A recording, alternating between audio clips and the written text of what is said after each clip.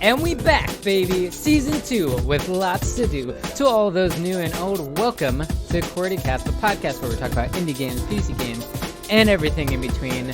We're starting strong at the end of 2020, and it's been a hell of a year, but luckily, we've had some dope games to play along the way.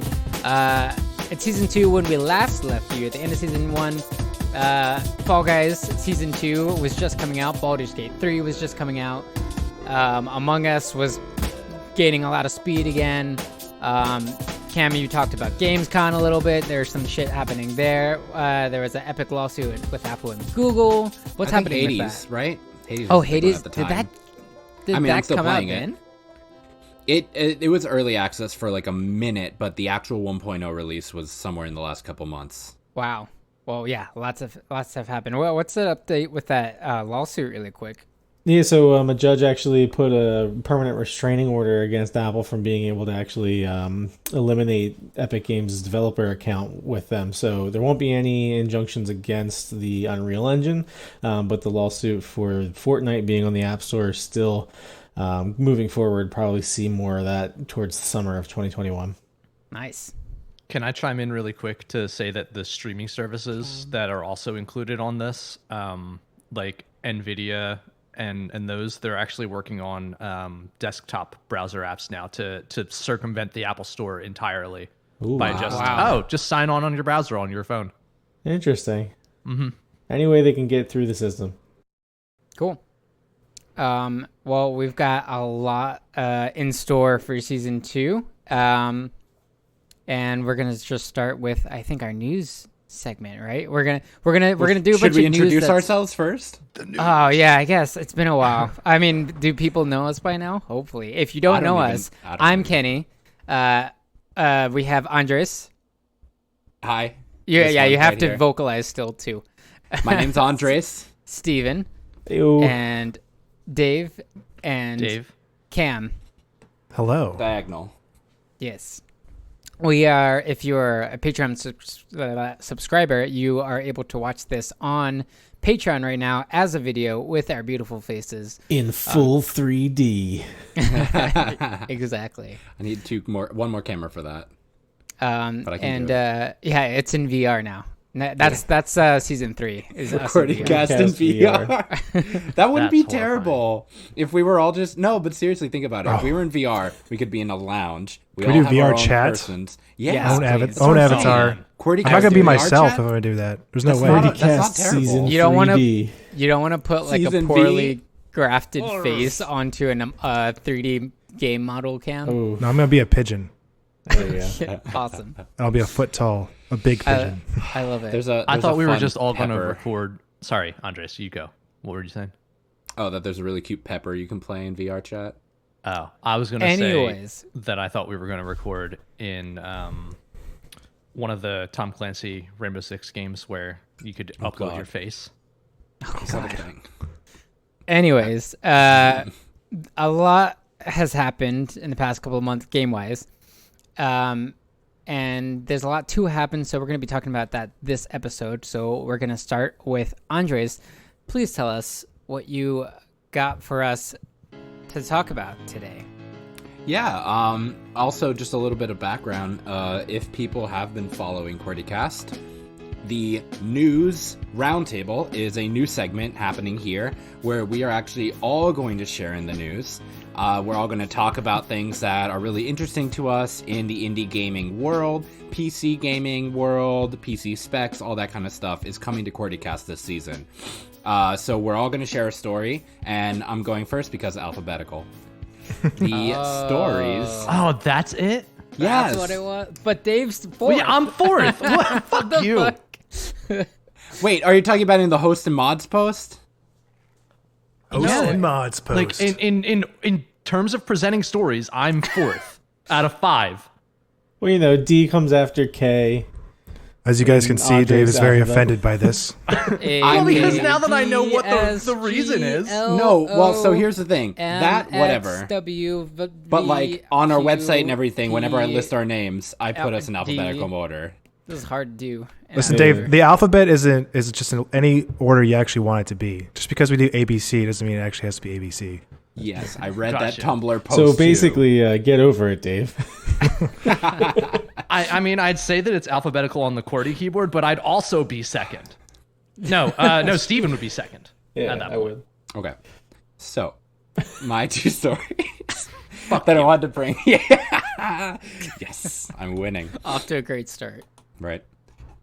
So the two stories that I wanted to bring up are actually two things that we've already discussed in the past of QWERTYcast, but it's just they're so important, in my opinion, to the indie game landscape that I want to bring it up as like the first topic in season 2. Those topics being itch.io and PitchYaGame, which are two great resources for indie gaming.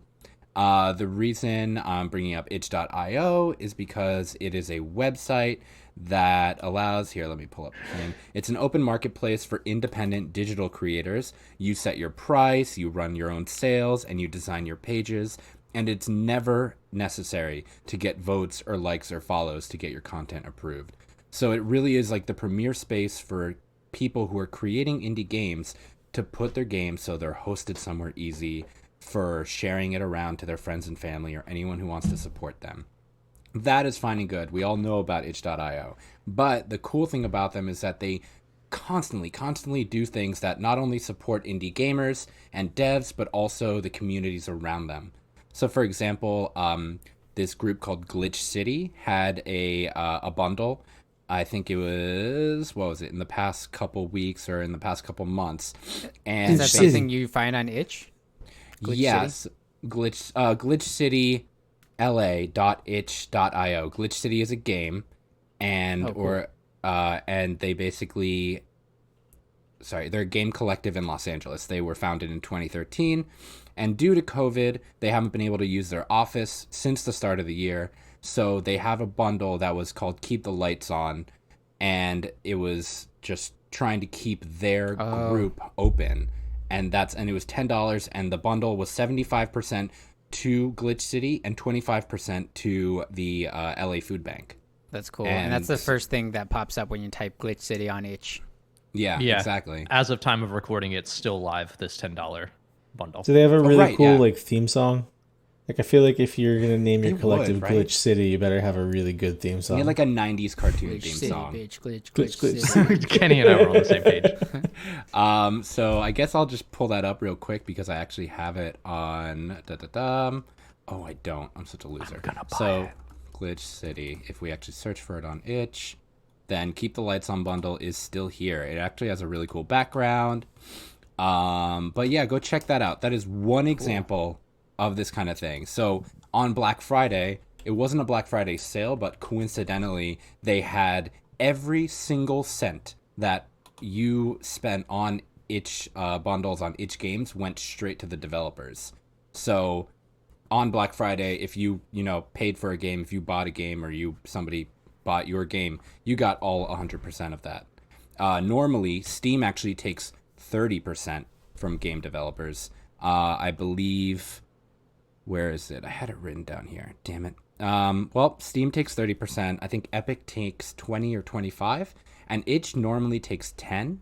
But in this case, they gave it all to the devs. And then just like those bundles that are really good for devs. Also reminded me of the racial justice and equality bundle that happened back in I think it was May or let me actually pull that up right now, right? Because I have it here. It must have happened shortly before I got furloughed, because I purchased it, and I wouldn't have bought it if I didn't have money. I mean, it was $5, and it was a huge bundle that everyone was following, and it got $8 million in support. Racial justice and equality bundle. I know I should have already had this open. I thought I did.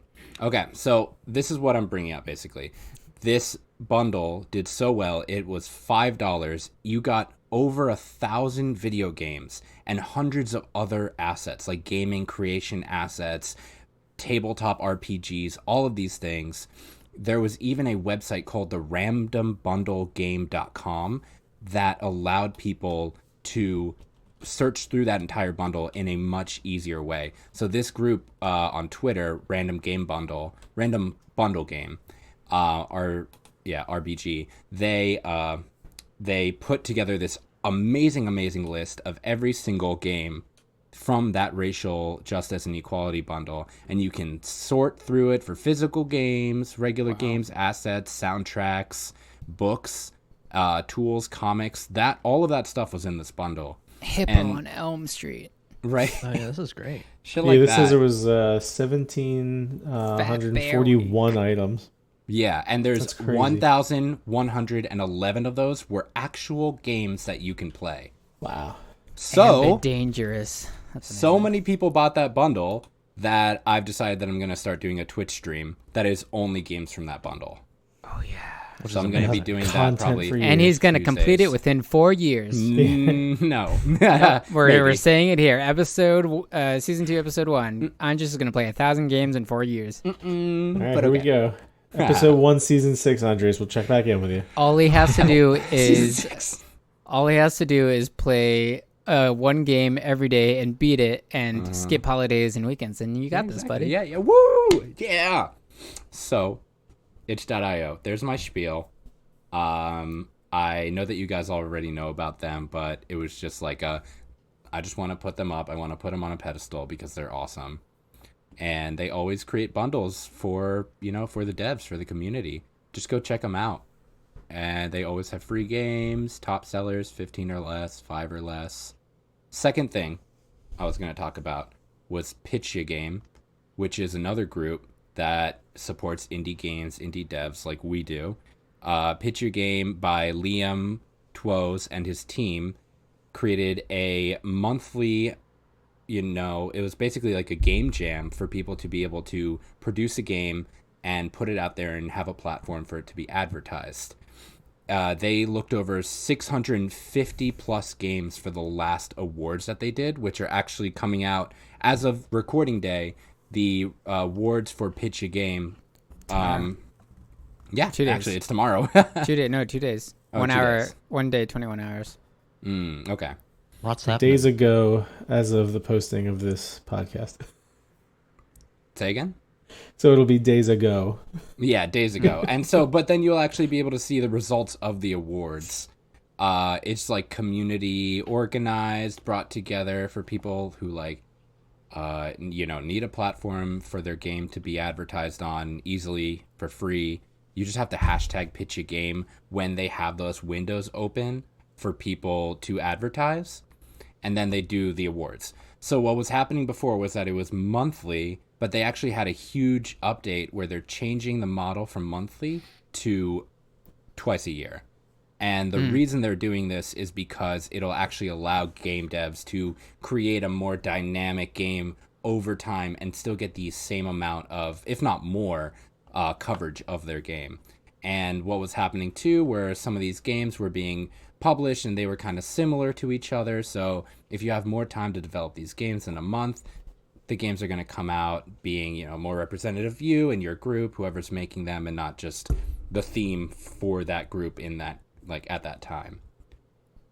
There was definitely some hesitation from the community on this announcement, but I think mostly everyone is very supportive of it because they understand how important it is to, the platform's there. It's been established. People know about it. So now they can only, do better to support game devs. And I just think everyone should go check them out. Those were my big 2 updates on groups that you should pay attention to. Trying to see if I wrote anything else. And good updates they've been thus far. Thank you. Yeah. Just wonder how long until they become Humble Games. I know, right? Humble's another beautiful indie behemoth that you should go check out. But can we call them indie behemoths now? I mean, aren't they owned by IGN? Are they? Humble Games is no longer indie. That's what I thought. Wow. So what do we that's another conversation, right? Double A. Yeah, double A. They're the double A category, yeah. Which, to anyone joining us for the first time, we consider double A the middle, right, between indie and AAA. AAA, yeah. So let me think if there's any questions that I want to propose to you guys or any other thoughts. I mean, have you guys, other than me bringing it up in the podcast before? I know a question you could propose to me. What kind of what kind of I've got a ring for it. interactions have you had with Itch or PitchYaGame? What was Anyway. sorry? I know was you were too lost in your distracted joke. with marriage. What was your question? Have you guys interacted with PitchYaGame or Itch before, other than that racial justice and equality bundle? I don't interact with Itch, but I use it all the time for the indie saves. Yeah, what do you mean interact? Oh my god! Because I that's definitely what Like, I I don't Okay, a talk to bunch. them, but I that's where I find my resources for free games usually, or cheap games. Because if you do pay, you're almost always just supporting directly to the developer, which is Exactly. the ideal scenario, And right? Itch offers DRM free games as well, Yeah, just like GOG.com. No, GOG.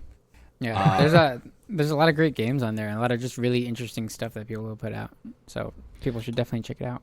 we've highlighted them for game jams as well. They have like a whole schedule of every game jam coming up, and like you can have your own communities there. You can do basically whatever you want around indie gaming.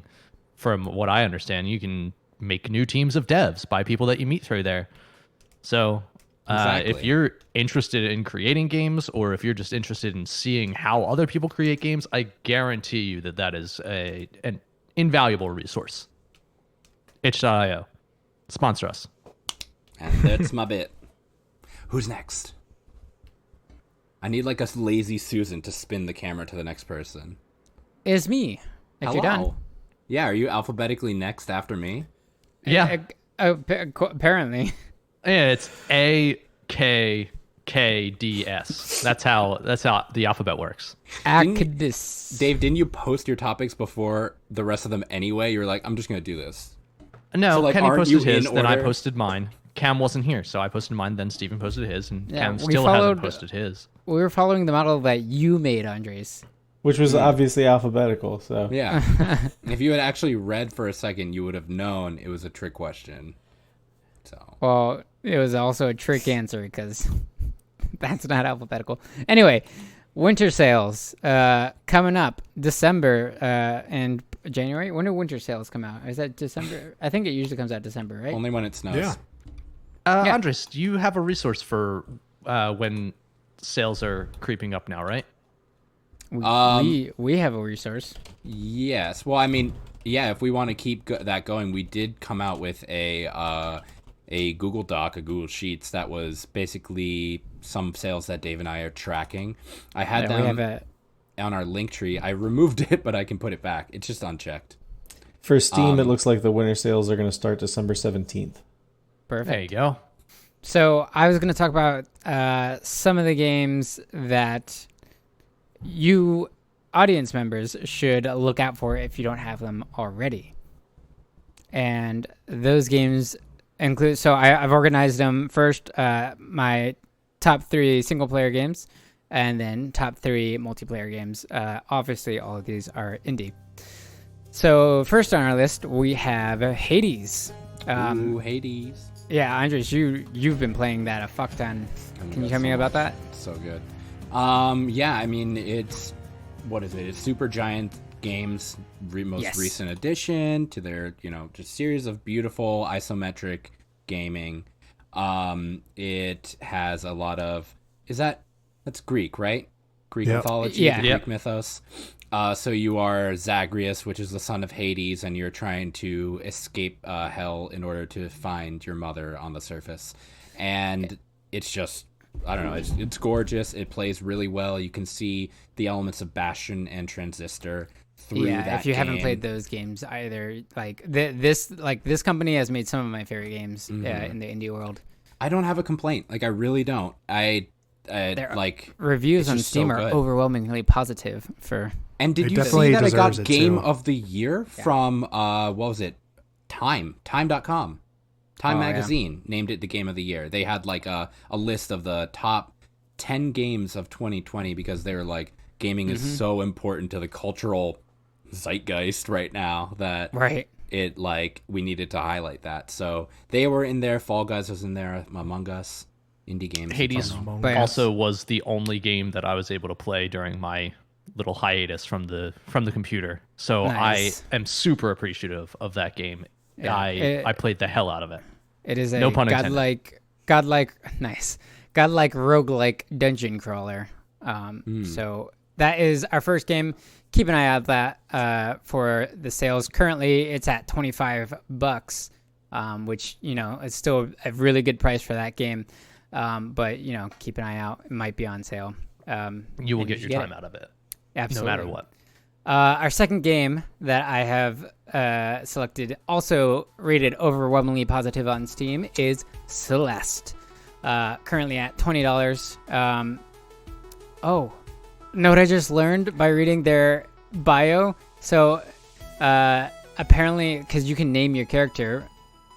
You can name your character in the game, and this is like very inconsequential, but her name is Madeline, and I did not know that. Wait, you can name your character? Yeah. In Celeste? Yeah, I named my character Astrid. I like that. Yeah, Madeline, yeah. No, so Celeste is just a narrator-driven kind of single-player platformer. And it's just got a really charming story that's kind of about... it's almost literally battling your inner demons and knowing your worth and whether you're good enough to do something or not. And so it's the mechanics are all really simple. It's just a really, really fun game. I highly recommend that. Is that the game where like it teaches you all the mechanics at the end, and then you go back? Well, if what I'm getting, it shows you the If advanced. I'm mechanics. understanding you, if I'm understanding you correctly, like, I mean, it ramps up in difficulty, and by the end, like, your platforming becomes like a one long string of just like jump, and like you're like not even touching the ground anymore. You're just like flying through the air, narrowing, dodging these spikes that are on the walls and ceiling, and and it's just because you've just gotten so much play experience from this that you've just gotten good at it, and you feel like a fucking god. If any of you enjoy speed running, specifically tool assisted speed runs, the Task Celeste run is amazing. Yeah, this is a good game. And for both Hades and Celeste, the soundtracks are incredible if you're into that kind of thing. I think Celeste is a rogue light versus a rogue like, because it does not have carryover between runs. Right. But yeah, Cool. Okay, so that's Celeste. And then Carrion, which I actually just played over this recent spooky season, came out July 23rd by PitchYaGame Studio. And Celeste, by the way, quick, was by Matt Thorson, Matt Makes Games Incorporated. Thank you. But PitchYaGame Studios developed Carrion, and it's a reverse horror game. Reverse. I tried to combine reverse and horror, and it broke my brain. It didn't work. I'm sorry. A reverse horror game where you assume the role of an amorphous creature of unknown origins, and you stalk and consume those that imprisoned you. It's basically like you're playing The Thing, and it's just a hell of a lot of fun. Hell of a lot of fun. Hell of a lot of fun. There's some interesting mystery behind what you are, and it's just really fun causing havoc in this underground base. You played this in Discord too, which, like, for people who don't know, if you join our Discord most of the time, if we're playing a game that we love and that's new to us, we will almost always stream it in Discord, even if we don't stream it to Twitch. Like, we'll just hang out and play games. So I remember, Kenny, watching this, and I know that the plot is interesting, but I would ask you about the plot, and you didn't seem too concerned about it because you were having too much fun with the gameplay. Although it sounded like the plot was still really dope. The plot kind of like it takes it doesn't take first priority. It kind of takes second priority. But like once you like when you start getting those pieces of the puzzle, then you're like, oh, that's interesting, you know. But it's very kind of non-consequential, I would say, and it's even a little bit left up for interpretation by the end of it. But definitely play this if you like causing chaos and eating people And being the thing. and being the thing. Literally Yeah. the thing mixed with Carnage from Spider-Man. Find out how good of a killer you are in a safe way. Oh. Oh, in a safe way, Ken. Really really quick, I wanted to add that if you want to try some of these games before buying them, Celeste and Carrion are both all available on Game Pass Ultimate or Game Pass for PC, Xbox. If call. you bought that itch bundle I was talking about, the racial justice and equality, Celeste was on there too. Nice. Cool. Well, there you go. Lots of ways to buy these games. Another game to look out for if you haven't played already is Risk of Rain 2, which is one that we constantly come back to just because they're still updating it. Is it out? Is it still in early access? Or No, it's, it no, hit they're its 1.0 1.0 release when they gave the ending. right. I think the 1.0 hasn't come out for consoles yet. Yeah, I think. I think that's right, and its a official release date is technically August. So yeah, pretty recently. Also overwhelmingly positive. Currently $25 on the Steam store, and it's by whom? how do you by Hapu Games. I always thought it was Hopu. Hopu. Hopu. Hopu. Anyway, how would you describe this game? What is the genre? I mean, how would I describe this game? It's a Action 4-player or up to 4-player, Up to 4 technically roguelike, procedurally generated to some degree because the monsters are not preset before going. And Right. correct me if I'm wrong, you don't go into the same worlds always in the same order.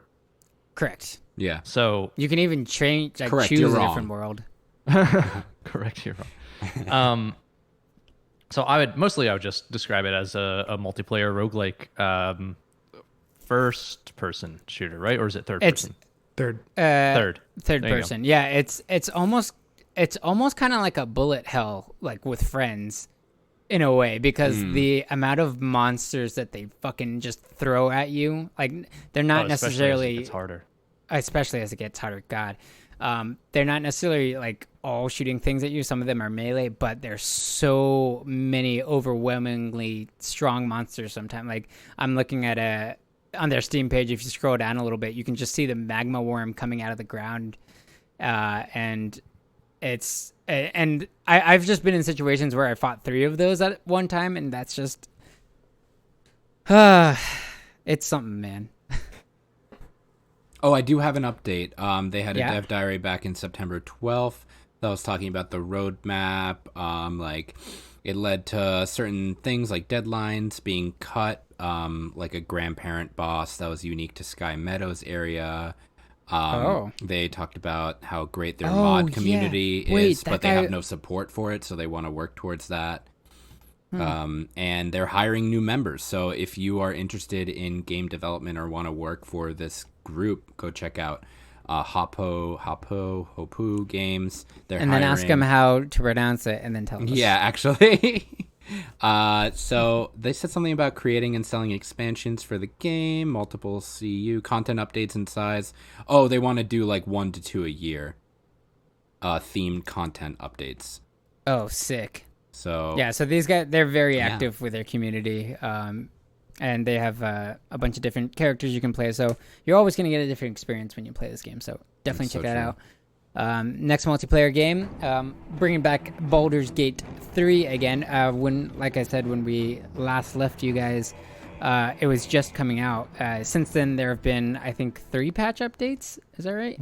Yes, I believe so, with the most recent one breaking old game saves. So you can Well, no. But you on can purpose, change right? it It was to, Well, I to thought play that the wasn't- legacy. I thought that wasn't like, is that breaking or was that intentional? It's intentional. Okay. It resets them, but just like to note that you can go back and play those old saves as long as you make a selection. I know it's on the Steam store. I don't know about GOG. That's where I own it, is GOG. So I know that on the Steam store you can set it when you're launching to be the legacy one, so you can access your old saves. Otherwise, look forward to restarting and look forward to this not being the only time you have to do it. But Yeah. I know this most recent update came with quite a few improvements as well as content additions. Yeah, and this one's by Larian Studios. Currently $60 on Steam right now. Not sure if they would even put it on a winter sale since it's still kind of early access. But you know, you can hope. Dave and I have both played it. It's really fun. It's just D&D, but on the computer. Cam, you played it as well, right? Oh, Cam's played it as well. Yeah, I have. It's one of our few games that we have a dedicated text channel to. Yes. We do. Weirdly enough, I really liked it solo. I did not really care for it multiplayer, but I didn't. I liked it solo too, actually, but I only because I haven't gotten a lot of multiplayer experience yet. They're fixing some of the stuff that's wrong with multiplayer too. So I don't know if any of those were your issues. Like we had an issue playing with our friend Walker, and by we I mean me and my former roommate Max. Is his last name Texas Ranger? No, I'm not going to dox him though. But we had this weird issue where we would get into combat and his would just lag behind like 3 turns. So wow. Max and I would get to move and do our stuff, and then we would just sit there for like 5 minutes waiting for his game to catch up to what we've done. Even though he has it on Steam, Max has it on Steam. Whenever they played together, I think it was fine. But whenever all 3 of us played together and I have it on GOG, Max would be fine, I would be fine, but Walker would lag behind. maybe that's what it was, because it felt very slow at times. I didn't like that I couldn't control the, I guess, non-party members as well. Oh, it depends on who they're assigned to. You can actually reassign them. I believe the host of the game has that master ability to do so in the settings. What? I don't think I ever played with you. I only played with you. Oh, well. Well, I'd love for you to play with me, Cam, whenever you want. And me? Okay. Yeah, yes, absolutely. Whew. God, why is this chat so horny? But Bonk, yeah, go to horny jail. So far, it's been really fun, and I look forward to seeing where it goes. Yeah, I don't have much else to say. It's very positive on Steam. Mm-hmm. So I believe this most recent patch that they have, one of the major things that they fixed is that by failing certain speech checks, it won't lock you out of content. So there will be different ways to do it. They also added a way to reward pacifism by avoiding combat through dialogue. Remember. So Thank God. those are 2 things that I'm super stoked for because because I love talking my way out of battles. Yeah, same. I don't know if you know this, but the one time I played it, I just went in chat. I was like, I killed everyone. I killed Yeah, I saw. everyone. And that's because I failed a speech check. Yeah, so supposedly they fixed that, and that won't lock you out of as much content now, if any. Hopefully by endgame they have a way to work around everything. For those of you who don't know, with this game, as well as with their previous big hit, Divinity Original Sin 2, their early access period is very much a testing, and they welcome anybody to do it. But for this, they did not want to reward people through early access with a cheaper price because they are still eventually getting a full game. Fair. But So maybe it won't basically, be on winter sales. yeah, even without directly interacting with Larian Studios and giving them your feedback, by playing the game, you are consenting to give them feedback in terms of a heat map, which shows like where you've visited most frequently, telling me if that, you've gotten yeah. stuck, where you've Oh my died God. at. They have and- Google and it- Analytics for your in-game movement. Yeah, basically. It's and they use this to better develop the game and cater the story so that you don't have these like extra hard points where they shouldn't be. And They're basically doing their due diligence as game masters. yeah, they really are. They want to make this game like a redefinement of the genre of RPGs, specifically I guess Western RPGs, when it's in its full release. Yeah. Cool. And to wrap my segment out, my last game that I'm going to recommend, also very positive on Steam, currently also at $60, is Earth Defense Force 5 by developer Sandlight. Sandlot. And it's a like oh man, it's up to 4-player co-op where you battle giant mutant insects, a third-person shooter. And the story isn't like crazy, like anything to like bat an eyelash at, but it's so like intensely and intentionally campy and over the top that it's just a hilarious ride the whole way through. If you just like big explosions or just destroying, like fighting kind of giant insects or Godzilla type monsters, you're gonna love this game. I've been playing it with a couple of friends, and it's nonstop, just like literal chaos. You can be in a giant mech, and you can be in several giant mechs. There's like a medium mech. There's giant mechs. There you can have like swords. You can have miniguns. You can be in a helicopter. Like, and you're just battling giant insects. Like, what? I don't know what else to say about this. This is like, it's, what more do you want, man? This game's fucking awesome. Definitely go check it out. That was by Sandlot. Again, Sandlot. like the movie. Like the movie. Did you ask him to repeat himself just so that you could say that? No, I didn't actually hear him say it in the first place. Like the movie. Okay. You were saying like a lot of stuff about the description of the game while those things were displaying on screen. It was very well timed. Perfect. You're like, there's explosions, there's mech, there's this. Hi. Beautiful. But yeah, there's some interesting twists in it. Definitely go check it out. Hopefully it's on sale. Not For right only now. $60. And that's all I got for you guys on the winter sales, things that we're looking forward to, hoping for rather. And now a smooth transition to Cam's news. Welcome to the League of Legends. I'm your host, Cameron, and I'm here to talk to you about Ruined King, a League of Legends story. So this is the first game to come out of Riot Forge, which I mentioned earlier in different podcasts, that this is Riot's games like third party connecting with different developers to extend the League of Legends universe. I know if Joe is here, he'd probably have something to say about it. But you know, he's not today. Sorry guys. Do you just Wow. do like the Catholic prayer thing? No. Okay. No one can see that if they're listening. But so this was developed actually by Airship Syndicate, and this is the first game to come out. I think I already said that. Valorant was actually made by Riot Games themselves, and this game is actually a completely different take of what the League of Legends is. It takes place in Bilgewater and the Shadow Isles, which I don't know if you guys know anything about it. Bilgewater is the pirate town, essentially, and Shadow Isles is the demon isle place where all the dead go. It's the underworld. Just a lot shittier. Just a lot shittier.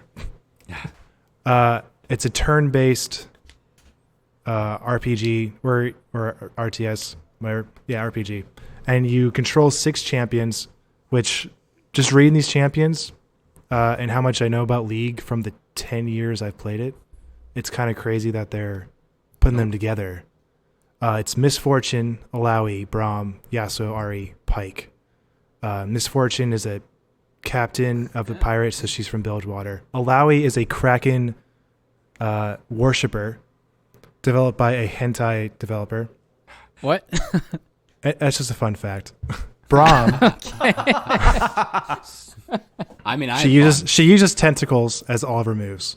Okay, so Braum is a Iceborn from Freljord, which is like basically the Arctic, where he carries a giant door made by the a Viking version of Hephaestus, the god of Forge. He looks like he's based off some North mythology. You got Yasuo, who I'm Taste sure the wind.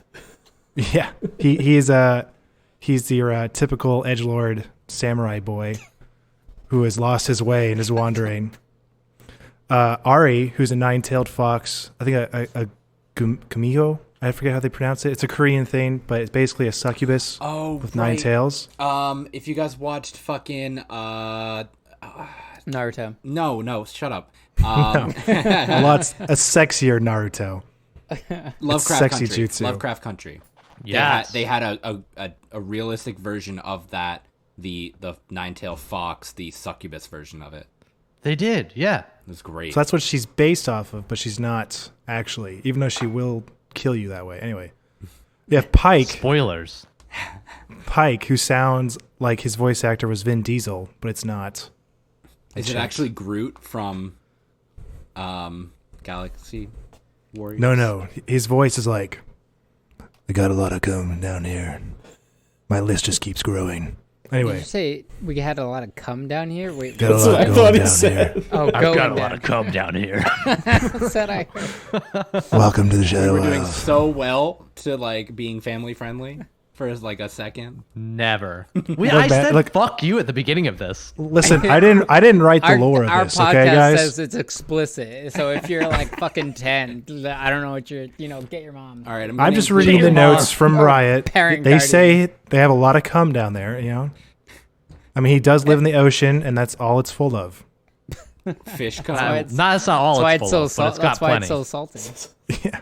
Ew. Oh, please move on. He's a vengeful spirit of a sailor that was drowned and swallowed by these giant fish and brought back to life by, I think, either Alawi's god. It's never explicitly said. It's just mentioned. So you have this like hosh-posh of characters working together to defeat the ruined king, which is just like, he's only ever referenced in game from his blade, which you can buy as an item. I'm actually really excited to see where this goes. Gameplay-wise, I've always liked these kind of games anyway. I was a very old favorite of Final Fantasy Tactics Advanced. Is this I- anything like, what's that other League of Legends kind of game? TFT, Team Fight Tactics? Is nothing. So TFT is a like auto chess. Oh, okay. Yeah, But they're It's building a lot of games that have like this whole League of Legends lore, and this is just another one of them. And it's crazy that they've made so many different varieties, and they're all so good so far. Oh yeah, like Cool. I'm just excited because they keep expanding the lore, and that's what I really love about games. Like what I wanted to mention when you guys talk about Hades, Zagreus' name. There's a moment where he talks about how he's him and Dionysus to Orpheus. He's like, "Hey, what if I'm actually Dionysus, and I'm just pretending to be Zagreus?" And that's because in the actual lore, Zagreus and Dionysus are the same god. Like, and it's just it's just like great little references like that I love. So I'm really hoping that this, along with League of Legends anime that they're coming out with, Whoa, is going to really expand. Indie pop segment. Oh, I mentioned it. It's something that I'm really looking forward to. I would love if you did a whole segment about that when it comes out. Oh, I can tell you about it right now if you really want to, but Let's move. We don't Keep got the going. time. Yeah. But it All right, will. guys, that's- It will happen. that's what Yeah, I I'm got for excited my for that. news. That's your gonna be news. fun. Yeah, That's my that's it. yeah. All right, All next right. in alphabetical order, we are going with Dave. All right. I'm going to talk about something that we've mentioned several times here, which is TemTem. For those of you who don't know, go back and listen to the other episodes. I think we've mentioned it like 4 times. Yeah, leave. But it is a creature collecting and battling MMO RPG. Otherwise, you could kind of think of it as a Pokemon with friends, finally. Yeah. Pokemon. Yeah, They exactly. recently announced on Twitter that despite delays Multiplayer Pokemon. of their next large update, which will include a new island, Sipanku. I probably butchered Careful. that. Kapanku? I don't know. Seppuku. Here, I'll post it in chat for you guys. Someone got it. I see. Anyway, so It's on a very December honorable 8th, island. as of time of recording, that's in the future. When this is released, that'll be in the past. It'll go from $37.50 to $39.90. That's US dollars. Right. Yeah. When this update releases, though, they will not be increasing the price again immediately. They'll wait until the next large update to do that. They've broken this out before and been very candid about their price hikes. Not even price hikes, price increases as they get closer and closer toward their 1.0 launch.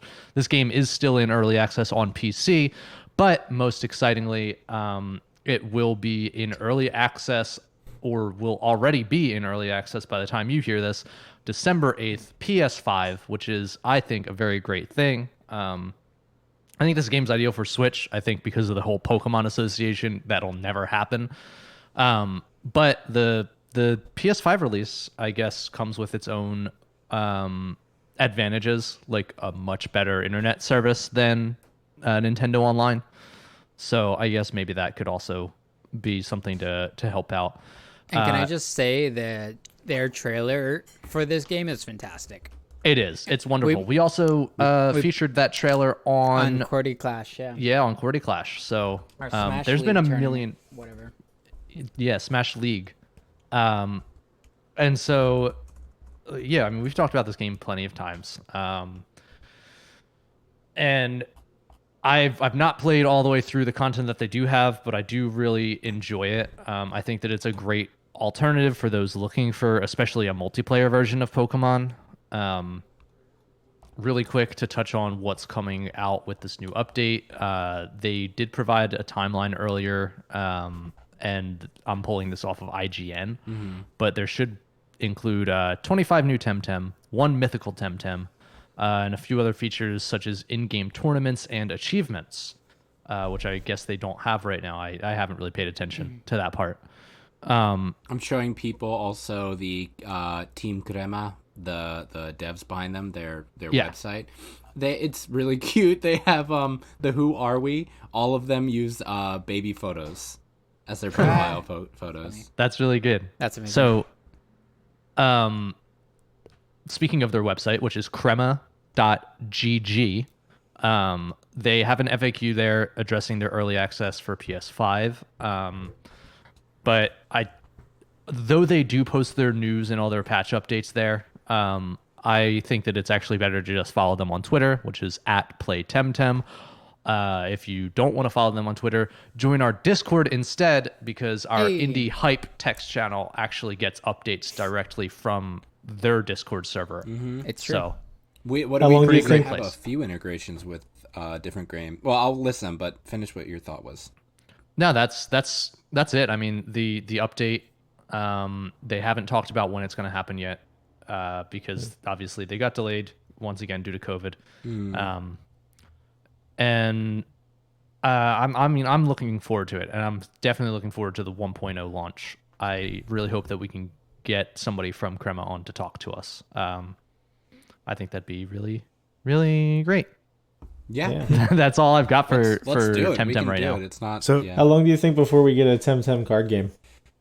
Oh man, that's, I don't know. I the couldn't final tell you evolution. because they already, like, what you use are cards for TemTem. Like, that's like, Yeah, it's a good point. they're not captured in balls, it's on Right. cards. So Captured in cards? If it Yeah, does become like a card game, Card then it has to Captor. go to Tabletop Sim. Hopefully someone makes a port of it. We'll get an AR TemTem card game. maybe we'll make it in tabletop yeah. sim. We're gonna create We're gonna the rules pitch for this it. to the Like devs when we go for the interview. Yeah. Yeah. They did you know that they call if you capture and train TemTem? What? Train. You're called a tamer in the game. Can you speak? Yeah. What? TemTem That's Tamer. cool. TemTem Tamer. TemTem tamer. Dodgy, man. Doki. Not Yeah. okie dokie. Not Doki Doki. TemTem, along with Baldur's Gate, Risk of Rain 2. I can't remember what other games. If you have a Discord or if you know of a game that has a Discord, encourage them to have an announcements channel, because we can always forward that announcements channel through our own Indie Game Hype channel. And that way, if there's actual like big announcements coming out from the channel, you'll also get updates on that through us. Fall Guys we have. Fall attached Guys, to us. yes. That's another big one. Cool. So basically a bunch of games that we talk about all the time. Yeah. Steve, I guess. So I'm you're gonna next. finish out the news segment with a game that just released on December 1st, and it's called Project Wingman. And I'm excited about this. Yeah. and if you remember from the season 1, I constantly talking about VR, and this game is VR compatible, so I was very excited for it. I actually picked it up, put a little bit of time into it. So it's Do developed. it in VR? I did it in VR. Yeah. Wow. It's beautiful. It's cool because it's a seated VR game, which I actually tend to prefer those types of games. So this really kind of gives you that feeling of like being in the cockpit. Seated or seated? Seated. Okay. Like you like. One who seated uses a again. seat. So Project Wingman is developed by a independent team from Australia named Sector D2. They actually kickstarted this game back in 2018. They got like 2,500 backers and made like I think it was like $85,000. But when they went to go publish this, they actually published it through Humble Games. Now we had a discussion earlier about that, so I don't know if we can consider that. But it's technically Humble Games. It was supposed to be an indie publishing service. But they just released it a few days back. It's supposed to kind of fill it looks gorgeous. It does. It's supposed to fill that like budget style game for the Ace Combat series. So if you guys have ever played any of those, they're usually like full-fledged $60 games. Project Wingman's actually only $24.99 on the Steam store. So it's definitely economical, but still providing really good combat gameplay.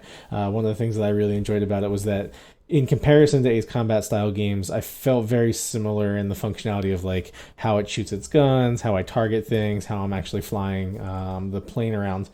The only gripe that I had with it was that it was originally designed to support the gamepad, so there was actually like a rebinding process I had to go through in order to get it to connect up with my Logitech Extreme joystick. But once that was put together, it actually plays really, really well. It has over 20 aircrafts that you're able to actually fly around, all based on real planes that have either been used in history or are still active use. But the campaign storyline actually takes like a fictional timeline where you're shooting up against mechs and flying fortresses. Dope. It's very interesting. And then one of the things that a lot of people have been really giving a lot of good feedback for is there's a secondary game mode that they released with called Conquest, which actually plays like a roguelike, where you are purchasing planes and weapons and maintaining your own fighting squadron as you play through missions back to back to back, kind of like a dungeon crawl. So it's got a really neat new edge concept for these like action combat flight games. But it's fantastic. It plays really well, even if it's not in VR. So it's not like it's exclusive to that. So you can just play it normally. But VR is definitely the recommended way of playing it because you get to kind of like sit and look around, and you can track planes that are behind you, and it's a really good This time. sounds like a really good use of VR. Yeah, and it's fairly seamless. I'm interested. So I'm using the HTC Vive set. There's newer, better sets that are out now. So at some point I'm going to be upgrading. I want to see how much that changes the actual visual. But even in the HTC Vive, it plays really well. Did you mention that it's the number 2 top-selling game on Steam right now? Yes. And it's just behind in pre-orders, just behind Cyberpunk. Cyberpunk, yeah. Wow. Yeah. Go ahead, Dave. Have you used the new Microsoft Flight Simulator for PC? And if so, how does this compare in terms of controlling planes? So surprisingly, actually, I did not. Although a lot of people have recommended it to me so far. There's something about flying around and shooting other planes versus flying around and landing planes that just in my mind is a different game entirely. I respect it. I know that from what I've watched of some of my friends who have played it and streamed it, the Flight Simulator by Microsoft is gorgeous. It's just plays really well. It's clean. It looks nice. They have like really good adaptations of the instrumentation of the cockpits, but totally. But different. there's no shooting, and they're not indie, so fuck them. Yeah, exactly. Exactly. That's the truth. Have you ever played Elite Dangerous? Yes. So actually, I have that installed and equipped, and I've been running around in a Type 9 Heavy doing transporting runs recently. But in VR, it's fantastic. Is it like kind of comparable? Because I got it for free from Epic Games. Oh, yeah, that's right. I forgot about that. Elite Dangerous, developed by Frontier Development. I was actually really excited to play it, but I don't have any controller set up to do it right. And everyone recommends you really need it because of all the intricacies. Yeah, so actually, I've never haptic played feedback. it without, so I'm not entirely sure how it would handle. So I definitely recommend the joystick. The one that I'm using, the Logitech 3D Pro, I don't think it's extremely expensive compared to like the HOTAS systems, but that works really well for me. I just use my keyboard for all of the other functionality, but yeah, for the actual flying, I definitely recommend a joystick. As far as like Project Wingman in comparison, the cockpit system feels very similar. Seated position, I get to look all around, but I'm definitely like centered in one spot, which really helps for people who have motion sickness in VR. Playing seated games usually eliminates that issue. But yeah, definitely got the same style feel where you're flying around. The major difference, though, of course, is that in Project Wingman you have gravity effects, and in Elite Dangerous it's just space, so not so much a concern. Yeah. Nice. You're gonna crash a lot in Project Wingman. I think the first thing I did when I booted up was I got my joystick figured out, and then I slammed right into the ocean. So you'll figure it out. Cooper. Okay. Yeah. I was watching somebody play a hyper realistic racing game, and to a point. Kenny, were you there with me when we were in Discord with that person? It was somebody was talking about having a video game that was a driving simulator, and they actually Crash Bandicoot? they were in tournaments. No. And so No, much Crash so Team that it was Racing, like dude. real. Okay, I'm just gonna disconnect. So you might be referring to Project Cars. No, it wasn't, right? What? It wasn't Project Cars. Oh, I Need thought for I was Speed in Underground? the chat. I think you were there then. my God. So it was A set of Corsa. So the point being that it was like so realistic that you actually sat in seats that have feedback from being hit by the other cars, and if you actually have rules as to how to play in these tournaments, because if you treat it like a real experience with a real car, you could actually hurt people with the feedback that their seats give them. That's interesting. Yeah. I know that they have a lot of those like 4D VR chairs now, Yeah. especially for the racing sims. It seems like a lot of the money in VR when it comes to like the actual like haptic feedback and the full-fledged like enclosed systems tends to be around the racing simulators. We have a friend on our Discord that actually does that as like a tournament for money. So it's a really interesting concept, and I think we're talking about the same person then. possibly. I think NASCAR actually during the COVID crisis had for a short period of time switched over where they had all of their racers performing the function of the race, but in a VR setup, which is really interesting. Yeah, I mean, if it's like the cool thing about it was that it's supposed to be realistic. Like if you put a NASCAR driver in there and they had a competition, you should be able to actually like measure that. It's like actual skill. I'm I don't all know. for gamers being the new NASCAR racers. I love that idea. Yeah, can we get Rocket League already, but in There real you life? go. Oh my Yeah. gosh. Well, if you ever want to fly a jet and crash it multiple times, get frustrated, and reboot the game multiple times because of that frustration, get Project Wingman. Brad. Oh. Well, Dave. Hey, how's Me? it going? Yeah, how's it going? It's going all right, you know. I've had better days, but I've had much worse. Great. Can you tell us about indie saves? No. All right, that starts our okay. segment. And then that's cutting off the music then. Because we're done with the Okay. news. Except Yeah, here's more news. so news done. Indie Saves is back. We are starting with a game from itch.io. That's right. We talked about it earlier. Here it comes. Back around again. It is from an Australian developer. So we just talked about an Australian developed game. Now we're going to a different one. Caramel has developed Red Trees. This is an older game. It came out in 2016, July. In 2019, it celebrated 3 years by doing a version 1.5 update. That included new music, updated dialogue, and, quote, significant gameplay improvements, end quote. I don't know what those would be because I didn't play it before this 1.5 update. But I am excited to check it out. It was made through RPG Maker. Mm-hmm. It gives me real Game Boy Advance kind of vibes to it. It is, I don't know, like a kind of an adventure type game. Mm-hmm. And it reminds me of what old Pokemon games looked like. but Neat. I don't think it's really related to Pokemon in any way. Thankfully, because then I'd just be talking about the same game again.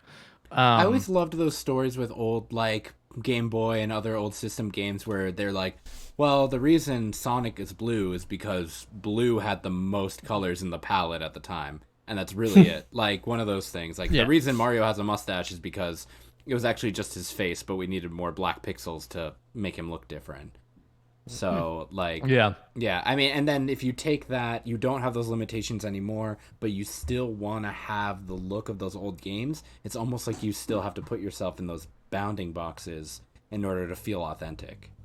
Yeah, like Sonic's eyes when they tried making that movie the first time. Oh, God. Oh my God. Yeah, when they made it on the Game Boy. So let me read you the synopsis here from the itch.io page, and then I'll tell you really how quick, you... Before you do that, can you tell us again what Indie Saves is, if anyone's new? Yeah, Indie Saves, also formerly known as the Indie Game Book Club. Sorry, Kenny. Also known as about 18 other names as we've gone through. Dave, Indie saves indie games by saving you money in this book club. That's the name of the segment now. Yeah. That's the long form name. Yeah. Indie Saves is That's short name. that's its religious name. It's Catholic name. It is just something that we kind of kicked around working through a few different iterations, where we highlight an indie game that costs little to no money. I'm talking about $5 or less. Usually we try to highlight games that you can get for free with the option of paying the developer. We always encourage you to pay developers because this is how they make their money. It's true. Yeah, I read that once.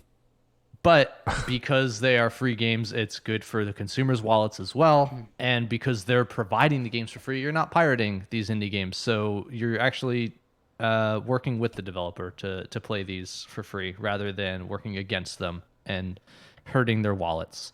Oh, shit, symbiotic. Yeah, before this, I was getting all my games through LimeWire. I don't think those were games. Oh, fuck. Well, they played with me for sure. He really liked the game where his monitor never turned on and the computer started smoking. I like the game when I donated $1 million to that prince in Dubai. Oh god. Yeah. It's good. Mix it up. So this functions like a book club, hence the former name, Indie Game Book Club, where we introduce a game, and by the time that it comes around for the next episode, we may change that timeline a little bit, but the next time that we talk about Indie Saves, we will talk about our experiences with the game as the hosts. We have a text channel for those that subscribe to our Patreon, hashtag $2 to holla. And we encourage everybody to try these games, whether or not you're talking about it with us on the Discord or whether or not you even subscribe. We would love to just highlight these games and give these people some credit for the amazing work that they do and providing this entertainment and this art form to us for little to no money. And It's true. Ultimately, the goal here is to leave our little review of feedback. Whether the developers want to take that or not is up to them. None of us are, as of yet, game developers. So, It's true. I guess we've got limited opinions. And that's basically the whole thing about indie saves, saving you money. Exactly. Great. And playing some indie games. Great. It rhymes just with Kenny Dave. sound. Have you thought about incorporating that into the name? Oh, So you were speaking about... Welcome to Dave's Indie Saves. Well, No thanks, more Dave. Brought to you by Dave. only. We appreciate you talking about the games that you're talking about. And this Thanks. segment that you helped introduce. Yes, and before I read the synopsis, let me just say, if anybody else has a game that's cheap or free that Oh my God. they want us to highlight, and it's also indie, being the most important thing there, please let us know. Reach out to us either via email or through our Discord. Our email will be read later on. It just zooms past the screen too fast to read. So, here, let me read this for you. In a small town encircled by trees, mysterious events are unfolding. Pet rabbits are going missing. People have been injured. Whoa. And the townsfolk are whispering about something lurking in the woods. Since none of the adults want to do anything about this, it's going to be up to you to get to the bottom of it. Before you can do that, however, simply getting into the woods might be a problem. And that's the whole synopsis. I don't know anything about this game. I haven't played it. I haven't read too much about it, except for that it was recommended by a few different people.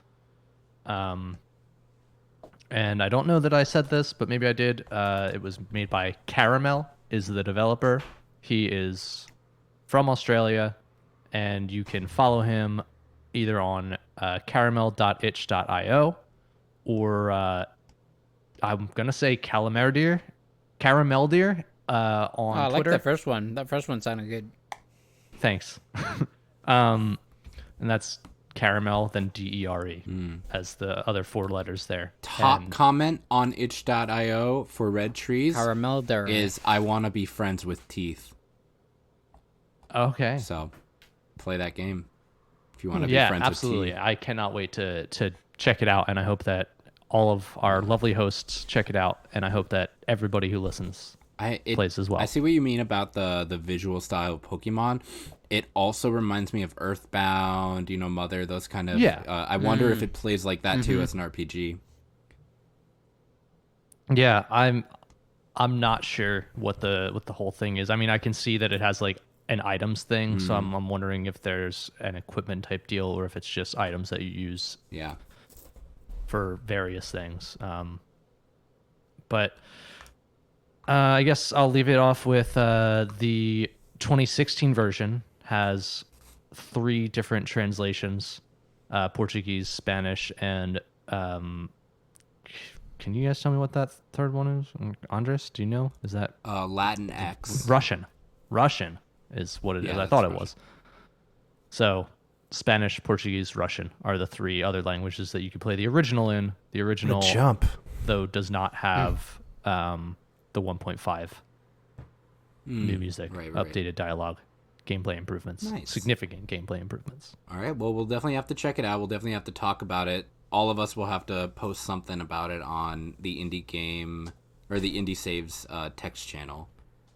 And like you were saying, if you pay $2 to Patreon, you are in that tier. You will get all of those updates, and you are more than welcome to talk to us about that game, ask us things about it, our experience, or even say things that you think should be included in the next coverage of this game. Yeah, I would love to provide more than my opinion. So, Yeah.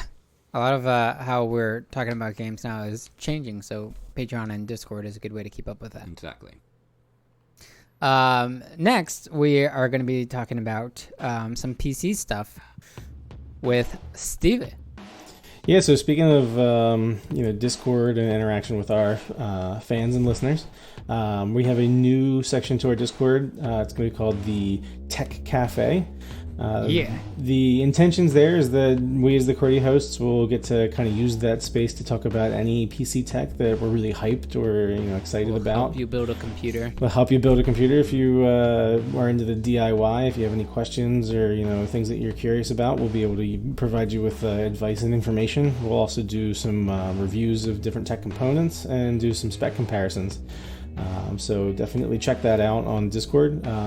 For this week, what we're going to be posting on there is Qwerty's favorite things, kind of a little ripoff of Oprah's favorite things. It'll just be 5 items that we're all kind of excited about in the tech world as it relates to computers directly that we think would be good things to pick up around Christmas time during the holiday season with all the discounts that are going around.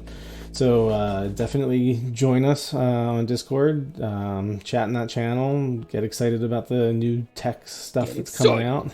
And I'll be kind of going over what we think is the most important thing each podcast and have a discussion about that. Brad? Yeah. I actually have Tech Cafe. I'm really excited about this inclusion in our podcast and in our community, mostly because I feel like back when I was living with Kenny and I had just a cardboard box of a computer, the only things I could really play were like Risk of Rain 1, FTL, Duck Game. God, FTL. I know, right? And it was just like I would go to your room to terrible. actually play things that could run okay. And Steve was crucial to helping me build my gaming PC that I have now, that I built while we were in between season 1 and 2, and now I can actually play things with good graphics. Nice. I mean, playing How far things we've on come. I know, and I mean, playing on that box. I of have a the same computer. is the reason I got into indie gaming. You know, but all of these tips that we can offer people, and all of like we have people in our Discord that don't have good gaming computers or don't even know what the first thing to do is. I've had people ask have me a now. Mac. Yeah, or have a Mac. I've had people ask me now, like, what should I do about a game build or like a computer build, because I've been public about my computer build. So all of that is so like, you know, important to how you game. I think it's a great thing that we have, like, there's a cross section there for us. Yeah, and we're going to be, you know, posting resources, especially for the DIY side of things, because I know that's, you know, especially when we talk about gaming, there's always this back and forth about console versus PC, and I think that just because, you know, we're aligning ourselves with indie development, and, you know, typically you'll see indie development available on PC in a much more, you know, numerous way versus a lot of these consoles. They have to go through a bunch of different series of, you know, checks and balances and regulations, and they start losing money. So, you know, having something that can at least take advantage of the games that we're talking about on the podcast. We're going to post, you know, economic builds and crazy awesome builds, and you'll see like Steve's ultimate Hellfire desktop versus Steve's great awesome budget build that does basically the same thing for what you're trying to do. So there's going to be a lot of information and resources. So just, you know, check it out. And if there's something specifically that, you know, you as a QWERTY birdie are interested in, definitely post it and we'll reach out to you and help you out with it. These builds are probably also going to be great for devs. People who want to build a game but can't handle it on their computer and don't know what is the minimum specs required in order to actually create a game.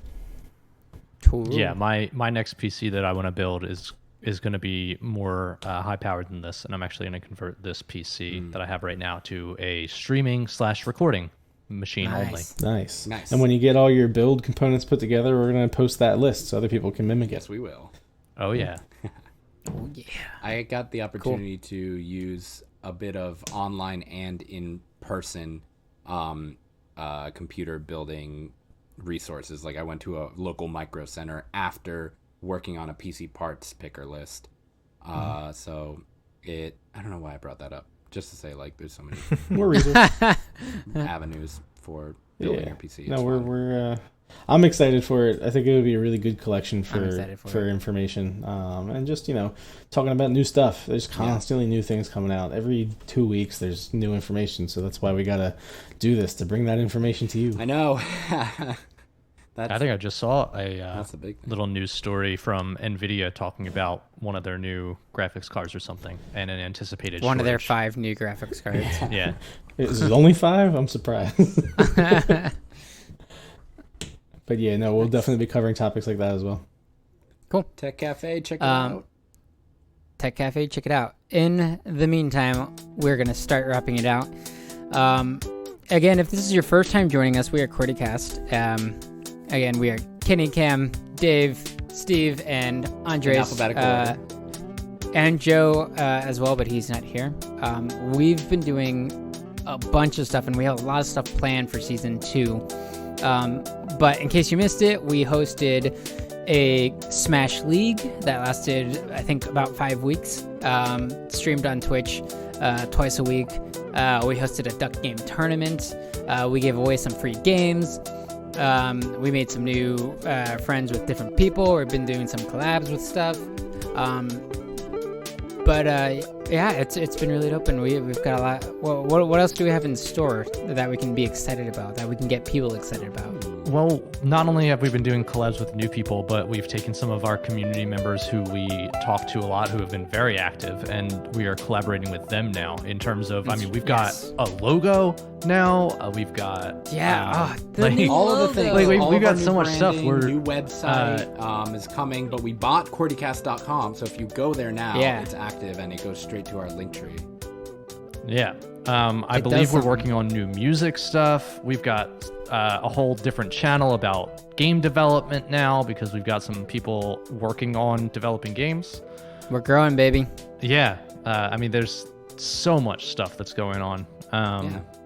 We're just that doing, I think like, our every single best one of us is super excited about. to bring all of the information that we find interesting to all of you as quickly as possible, but also just in a way that feels approachable, feels like something that you can do with other people too. What I've noticed a lot is that our Discord is pretty unique in terms of what we're doing. Like, I looked at other groups who are doing indie game coverage and whatever, and they're mostly hosted on their website. Their communities are in more common places like Twitter, probably Reddit. But our Discord seems to be this unique thing that is like, it's so big, it's so, like, we take such good care of it. So I feel like it's very big. published. I mean, polished.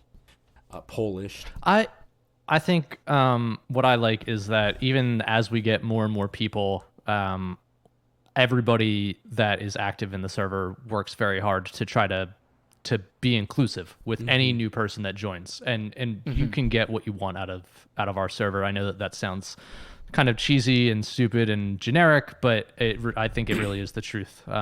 You guys, Unlike that song, you can always get what you want. yeah. I mean, you guys have become like this chosen family for me. So I don't want to get all Oh my gosh, sentimental I with it, will. but I just did.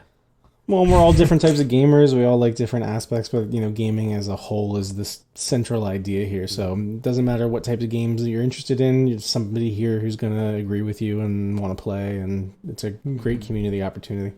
Yeah, I've seen people started playing Left 4 Dead again. Yes. Yeah. Oh my God, it's so much fun.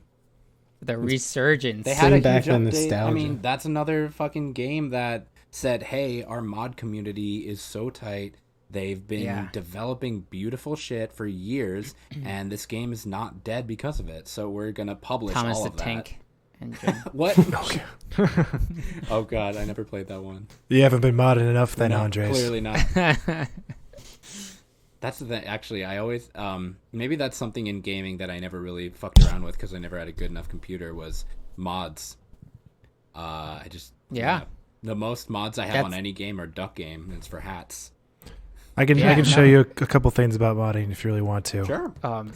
It's a rabbit hole with Cam. It's my favorite pastime to mod a game and not play it.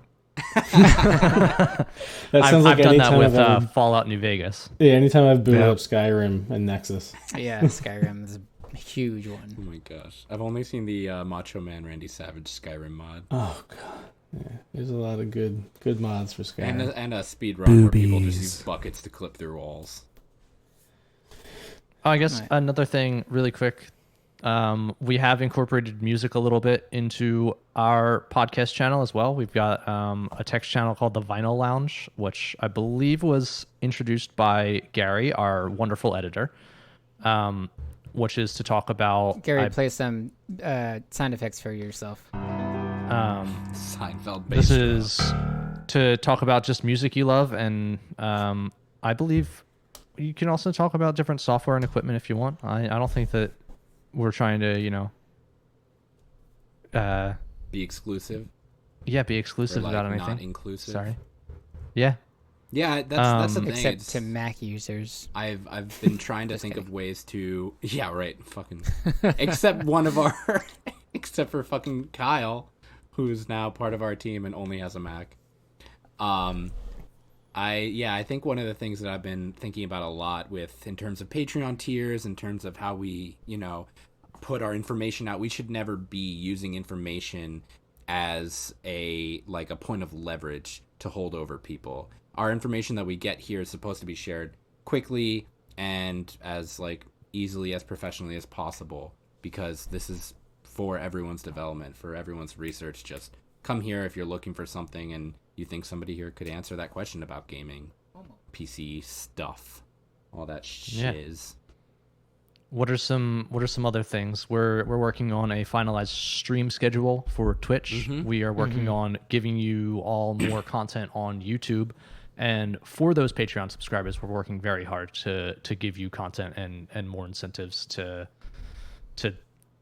be part of our, to be patrons. If you're on Patreon and you donate even the lowest tier, you'll get the opportunity to see teasers for episode topics. Dicks. You'll be able to see, Kenny, who's a total dick. Join us in streams, I believe. Is that now the lowest? No, it's more like you'll see the episode topics early. You'll get to, I believe I'm going to make it so that even the $1 tier or maybe the $2 tier will be able to see these video casts early. Yeah. Right, but when you get that QWERTY birdie into our Discord from Patreon, they are now able to watch our streams. Is that correct? I'm updating Or is Patreon, that- so don't quote it. But other things like you'll be able to vote on community polls, like games that we're going to play, streams that we're going to do, yada yada. Trying to just make it, like you said, inclusive. Trying to make it approachable for people. This kind of thing that you pay. If you're going to pay money, it should be for getting information Stuff that you're that looking you for. want. Yeah. Yeah. No, we're not trying to take anybody's money. We want to offer good content. Right now, So it we costs wanna us give you- very little to do this, so it shouldn't cost you a lot to hear us out. Wow. Currently, it costs a little to do it. It does. There's associated costs, but Yeah. we don't need to talk about that. Yeah. But other than that, anyone been up to anything interesting in the meantime? What's going on with everyone's lives? I don't do anything interesting yet. Yeah. There's nothing new in my life. Literally everything's new in your life. That's true. I'm in a new room because I have a house now. I moved to the central time zone, and I got married, most importantly. Sure fucking did, man. Congrats. Yeah, thank you. And this all happened within a month. So I was basically MIA from very close to the beginning of October until the middle of November, basically. Almost the end of November. Yeah. I missed mean, you a lot. that covers everything. That's all the highlights. That's it. You know, I got married. Beautiful wedding We photos. bought a house. We moved. I still don't have a job, but I'm looking for one. So if for you're love hiring- life. Hashtag COVID. How about you, Steve? Work. Finishing up my first semester of my master's program. So I'm excited for that. I'll be. Congrats. Thank you. I'll be working on a project immediately after closing out this podcast, so I've got plenty of things to do. But no, I mean, it's mostly just this chair that, if you are able to see the stream, probably has an impression due to the fact that 22 hours of every day I spend my existence here in the box that is my basement. Show So, us the impression at the end of the definitely. when we close out. we'll get I hope that. it says, We'll like, get that take a sorted. walk.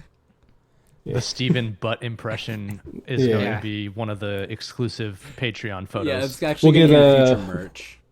Yeah, we'll get some castings. And you guys Butt molds. yeah. Yeah. I support this. Oh my god, imagine doing butt molds instead of Christmas stockings. But yeah, that's about it for me. Nice. Cool. Kenny? Cam? Oh, me. Oh. Cam? Yeah, you said Cam first. Okay, let's do alphabetical. Cam. Oh, it's me then. Oh, so Andres is Yeah. last, right? Yeah, Yeah. Andres is last. Yeah, Cam goes next because A comes before A. E. To be honest, I'm not really doing much. I mean, I was judging Andres and how he played Hades, but You about only it. judged me when I That's an started too. important You haven't thing. even come to I- watch me I- since I got good. I need to watch it. I mean, I'm still judging you. I still judge That's you. all I'm saying. I think I've beaten every. Not to brag, but Did you do like Being, the like, 10 every- wins that got the true ending? oh, honey. I think I've beaten every weapon like 10 times now. Nice. Damn. I'm not that good. I'm all right at the game, though. It's a I still have toughie. to It's a play it, toughie. But I know I'm gonna love it. So, I yeah. have beaten with each weapon, and I think I've beaten it with all of their, like, extra words of whatever. Mhm. The last Oh, thing you that have to do is try beating it without any boons. No. Without any oh, okay. No. Hmm. I think I saw a speed run really early on with it, like somebody beating it when they start the game. Nice. But Is there a way for me to Wow, not boy. accept boons, by the way? Like, I assume no, but You can so you're saying. You can you have to get them, and then you kind of like sell them Just before sell you them get there. when you can. Right, Yeah. right. It counts for the run if what I was talking about just now. Mm-hmm. Has anyone tried beating it with a reset Nyx's mirror? So like no updates on the mirror. Like nothing? Because there's a No, I dialogue haven't. option with Meg where she's like, Zagreus, I realized that you've never beaten me. And he's like, how do you figure that? And he's like, because you used Nyx's mirror. You couldn't beat me without help, so obviously you'll never win. And I'm like, oh, bitch, you're so right. That's a fucking challenge if I ever heard one. I have enough darkness now that I'm one Kingdom Hearts upgrade game shy away. of having the complete Nyx's mirror, like Nice. of everything being maxed out. Yeah, I think I'm almost maxed out. Even the secondary options, Mm-hmm. the green boys. Yeah. Oh, that's gross. That's a lot. Yeah.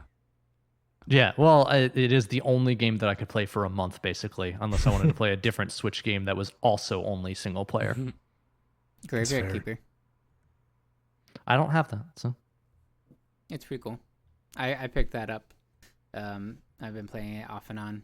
Yeah, what else have you been up to, Kenny? tell us. I've started dabbling in Unreal Engine, and so that's been really fun. I've had work on and off, freelance life, hashtag freelance life, and FL? let me think. Suffered some loss, but also, made some new friends. So,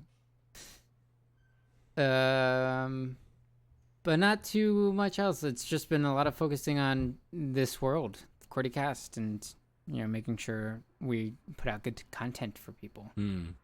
I applied to Polygon, didn't get it, but I think that might have been before our break. yeah, that was before the break. That was fun, too. Oh, But you had an amazing You video. did. thanks. And you should have gotten it. Thanks. Yeah, if you're It listening to was this and super you want to dope. hire Kenny, ask him for that video. It was a great submission. It was a fun time making Yeah. that. I got a C stand, which only matters to probably me. But Dude, you got a C-stand? That's Yeah, a my big friend deal. gave Those it a- things are, like, chonky. They're important. they're chonky. Yeah, my friend was like, "Hey, if you need a C stand, I'm just never use mine." So I was like, "All right." So that's what's holding my fake webcam right now. Nice. Yeah, I was about to say, like, just having a C-stand, I feel like there's so many times whenever I want to, like, rig something in my house, and I'm like, I don't have enough interconnected locking arms. All right. Yeah. But yeah, no, not too much else. Honestly, the Unreal thing has been like taking up chunks of my time. Yeah. And it's just been really fun learning that and making stuff that may or may not come out. It felt like you wink. had a grasp around it by week one. Like, I was watching you this entire time. I've been watching you intimately this entire time. And Oh. Unreal Engine looks really approachable. It's free, isn't it? Yeah, you can just download it off the Epic Games. And because of you, like 2-3 other people started using it. It's true. Yeah, I'm probably going to download it. I Approachable was too. trying Yeah. Game Maker Studio. Season 3. Well, we're pitching it now. Qwerty game developers. I'm gonna try. I tried Game Maker Studio too, but you do have to pay for that eventually, and my free trial ran out before I made anything further than a knockoff of Asteroids. Nice. But I did successfully follow that tutorial, so I did make Asteroids. Nice. Nice. Well, Andres, you want to wrap us out? Tell us what's up with you. Yeah. Finish us off. Right. Ew. Yeah. I have been pretty much doing the same thing as everyone else. It's kind of like a little bit of everything. Playing games, working on work. Work has been actually kind of fun because I'm doing a lot more virtual events through work. So I've been trying to figure out ways to do that outside of work for more money. Oh, yeah. Because I'm kind of enjoying gotta doing get like into virtual event consulting, MC, sort of like tech prep on the back end. And Yeah, digital event planning. Do it. yeah, no, seriously, it's fucking right there. And I realized because of all this, I'm good at it. So that's something been I've kind of always wanted fun. Yeah, anyone who wants to work with me on that. Qwerty Studios. Yeah. And then on top of that, I've been working really fucking hard making Qwertycast feel solid, feel polished in all these tiny little corners of the internet that people don't pay attention to. I've just been editing, the text formatting in random places. I've been trying to make it feel just like completely approachable, something that you could just kind of find if you Google indie game podcast, indie game, hype, whatever. And speaking of, really quick, shout out to Scott Robertson for designing our logo and giving us all of the assets that we use to do QWERTY logo type things. Yeah. Oh my gosh. Yes. Everyone who's worked Absolutely. with us in the past couple months to help us create new assets for the podcast, to give us good feedback on what we should do and where we're going. It just feels like this ball has started rolling and it's not going to stop. And that's what I'm the most excited about. Is I've been telling people, like, once season 2 starts back up, like, I don't know the next time we're going to have a break that feels like a break, because I just want to keep doing stuff. And there's no reason we shouldn't, because it's just fun. So Yeah, as I get out of dealing with the mess that is this house we purchased, I'm so looking forward to dedicating more of my time to helping you guys again with making everything the best that it can be. I've been very jealous sitting on the sidelines watching you guys get in these meetings of like 8 people talking about what you're gonna do next, and I'm like, oh, I want to be there. To start wrapping things out, want to give a couple more shout outs. One to Corey Brannigan, who has been a super hard worker with a huge heart and an even bigger imagination, who helped us immensely with QWERTY Clash animations that you saw during our Smash League. He was in charge of like all of those, and he knocked it out of the park every the time. recaps are available on YouTube. Yeah, and available on YouTube now. Shout out to everyone who's been listening recently. We've got a lot of new listeners recently, and to our people who have been hanging out with us on Discord and people supporting us, especially on Patreon. Gopher Jays, Kyle and Calvin. You guys have been there almost all since day one, so thank you again for all of that. Welcome everyone to season 2. That's it for episode 1, and thank you for tuning in. You're all rad. As you heard, we have a bunch of plans in stock for this season, so stay tuned. And until then, QWERTYcast out.